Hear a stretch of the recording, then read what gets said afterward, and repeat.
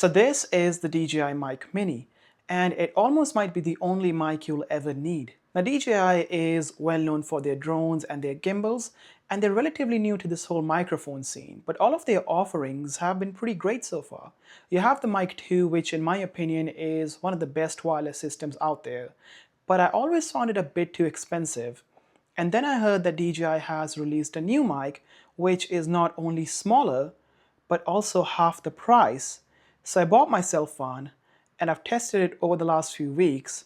So here is everything you need to know about the DJI Mic Mini. Now right off the bat, let's talk about how you can get the DJI Mic Mini, because there are some different kit types that you need to know about before you actually purchase one. So you can buy just the transmitter, which you can connect to your Osmo products, or you can use Bluetooth to connect to your smartphones, or you can get the transmitter and the receiver, or you can purchase the full kit like here, which comes with a travel pouch and some other goodies like a USB-C charging cable, a 3.5 mm audio cable, 4 windscreens, and the microphone case. Now inside the case you have 2 transmitters, 1 receiver, and 1 USB-C connector for your smartphones. You can also purchase one if you have an iPhone that has the Lightning connector, and there's also space to store it inside the case as well. Now the transmitters are really well built, but they're absolutely tiny and they only weigh 10 grams, which is a big plus if you're using the magnet to put it on a shirt, as the weight wouldn't pull it down as much as some of the other mics. But one of the downsides is that it's really hard to handhold these, so you have to keep in mind when you go out to buy these.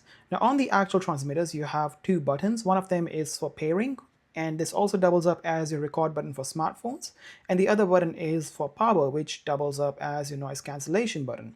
You have 2 LEDs to aid you through the process, so you have one for connection and the other one to let you know if noise cancellation is turned on. Now this one is more lime fluoro color, so it helps you differentiate on the actual receiver as well, so you know if your noise cancellation mode is on. Now on the back you have a very well built hinged clip, so you can easily put it on a t-shirt, or you also have this detachable magnet which you can use to clip onto clothing as well. And as I mentioned, since it's only 10 grams, it doesn't sag on your clothes. Now coming to the receiver, this also has a very small footprint, much smaller than its counterparts like the DJI Mic 2, but there's quite a lot going on still which I like to uncover. So on one side you have your pairing button and your audio jack, and on the other side you have your power button. At the bottom you have a hot shoe to connect this to a camera, but when I say connect, it essentially is just a holding place, so you can slide it onto your hot shoe, but it wouldn't give you the connection, so you'll still have to use your 3.5 mm audio cable to connect it to the camera to actually record and get the audio through. Now behind you have a USB-C port which you can use to connect to your computer, and you also have this removable plastic plate. Now this you can slide out and put your USB-C adapter that comes in with the full kit, and now you can use this with your smartphones. Now it does stick out a bit when you have it connected to your smartphones, which is not ideal if you're hand holding, but if your iPhone is, let's say, on a tripod, then this is not an issue whatsoever. Now you also have a crown on the top which lets you change the input levels. So you have your 0, you have +6, +12, and then you have -6, -12. So the higher you go, the more audio you're drawing into the mic, and the other way around, if you're going low, you're getting less audio in. And this is a setting you have to play around to figure out what's the right fit for you. Because when I have it connected to my camera, I have it on +6, but when I'm recording it on my computer, then I draw it back down to 0, because that's where I find the right balance. So this is something you have to go through, but it's really handy to have it on the actual receiver and flick it and change it right away. Now, as I previously mentioned, if you have any of the DJI Osmo products, then you don't even need the receiver. You can simply just purchase a transmitter and connect it right away with your Osmo products and use it, which negates the need of having the full kit and the case. But one of the bigger benefits of having the case, apart from being able to store everything in it, is you get up to 48 hours of battery life if you have the case, whereas if you just have the transmitter by itself, it can only do up to 11 hours. So you have to keep that in mind if longevity is one of the reasons you're looking for a microphone. Now, one of the key marketing points that DJI is trying to sell the Mic Mini on is its 400-meter range. So we have got a person out in the field testing that for us. So over to you, Outdoor Jazz. Thank you, Studio Jazz. We're coming at you live from this hybrid football/cricket field. It's a very sunny day and it is also quite windy. I've got the mic set on the mono mode with basic noise cancellation on, and I've also got the windscreen on it. So this will give you a good reference of how the mic will act in windy conditions and how the windscreen is a good deterrent to that. Now I'm roughly 10 meters away from my camera, and this field is round about 180 to 190 meters. So we're gonna go to the furthest point and see if the connection still lasts. So after sitting down for 15 minutes and catching my breath, I have managed to reach the other end of the football field. As I said, it's around about 180 to 190 meters away from my camera, and this gives you a good reference point. Now DJI claims this can do 400 meters in ideal conditions, and I can only think of certain scenarios where you'll actually need that sort of range, but this still works great. I still have the green light for connection and the yellow light for noise cancellation, and this is how I know that the mic is still connected to the camera. But yeah, this is amazing, and the range hasn't dropped one bit. Now there are three audio modes with the DJI Mic Mini. So you have stereo, you have mono, and then you have mono with a safety track. Now the stereo mode lets you record audio on both the transmitters separately on left and right channels.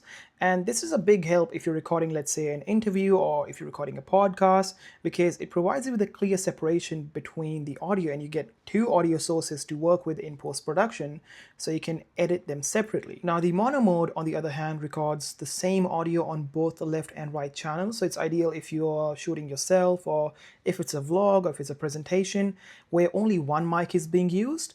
And this does simplify editing later on because you're only working with one audio file. But there is one drawback to that, and that's not having a safety net. But this is where the mono mode with the safety track comes in handy, because if you have this enabled, not only will you have your source file, but you also have a backup file which is 6 decibels lower than your original one. This is ideal in post-production if you have audio clipping issues, or if you just talk too loud into the camera and you wanted a more balanced and a lower volume audio file. Well, that's where the safety track mode helps you. But let's put all of that aside and talk about the thing that actually matters the most, which is how it actually sounds. And to be honest, this is surprisingly good for its size. This entire video has been recorded using the DJI Mic Mini, so you get first-hand impressions on how this sounds, and this definitely is a big step up from my iPhone's internal mic. Now, one of my only gripes with this is that the audio isn't as dense as, let's say, my Blue Yeti microphone, where if I enunciate something, I can see or hear the separation more clearer than the DJI Mic Mini. So you just have to keep that in mind, but that's not to say that this cannot be used as a voiceover or like an internal studio microphone, because it most certainly can be.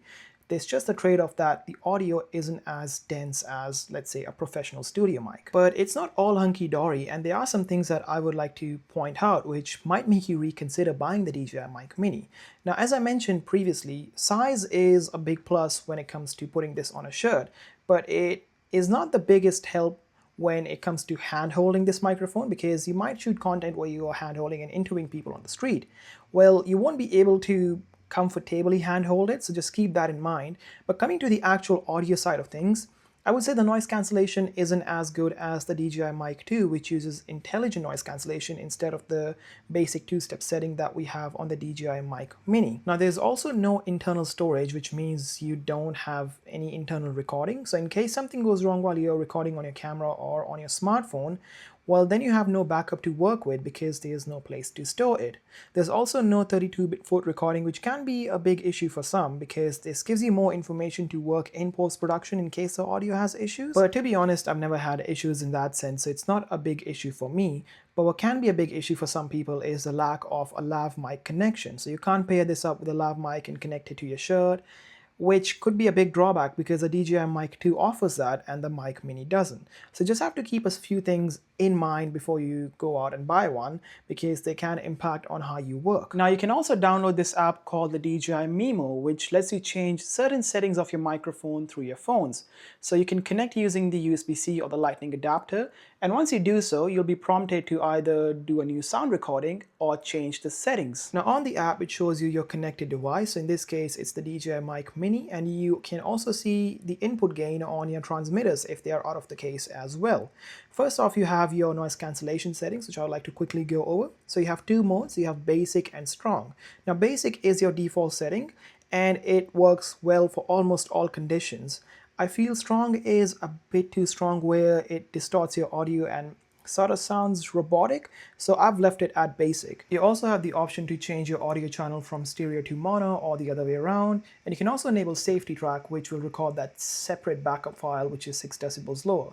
You also have the option to turn on low cut, which will get rid of some of those unwanted frequencies, and you have auto off, which will basically turn your receiver off after 15 minutes. You also have this very neat mode called auto on off with cameras. So what that'll basically do is it'll shut your receiver and transmitters off if you're connected to a camera and then you turn your camera off. You can also enable or disable your clipping control here, so that will essentially mean that your audio won't clip when it gets too loud.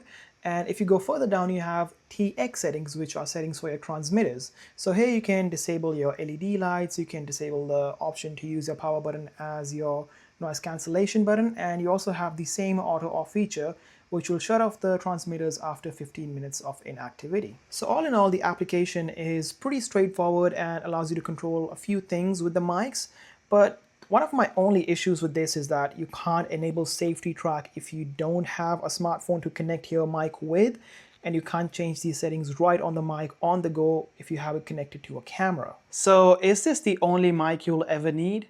Well, that depends on your use case. Let's say you are a content creator who wants to step up their game, or you're just getting into the game. Then this is a great starting point because the audio quality is amazing, as you might have heard across the video, and you get some pretty neat features at almost half the price of the mic too. The other fact is that it's extremely portable and you can take it almost anywhere. I'll never have to travel with my bulky Blue Yeti mic ever again. But if you're working professionally or if you're an audiophile, then you're definitely gonna miss the lack of a lav connection and the 32-bit float recording. But if you can get past that and the fact that there's no internal recording in case something goes wrong, then this is the only mic you'll ever need. Well, that is pretty much it. Thank you all for watching. I hope you guys enjoyed the video, and if you did, give it a big thumbs up. Until next time, peace.